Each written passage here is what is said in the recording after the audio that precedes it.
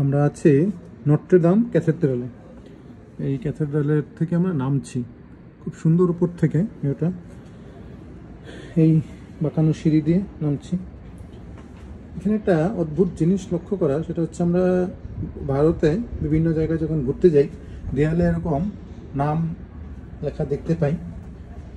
এখানে একটা একটু আনএক্সপেক্টেড, কিন্তু আমি পুরো জায়গাটা জুড়ে উপর থেকে নিচে নামছি, তাই এই ভিডিওটা করা।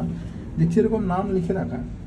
তো এটা শুধুমাত্র যে আমরা ভারতীয়দের গালি দেই বা একটু নিচু চোখে দেখা হয়, যে নিজেরাটি বলি যে এরকম করাটা খুব খারাপ দেখায়, কিন্তু আসলে অনেকেই করে।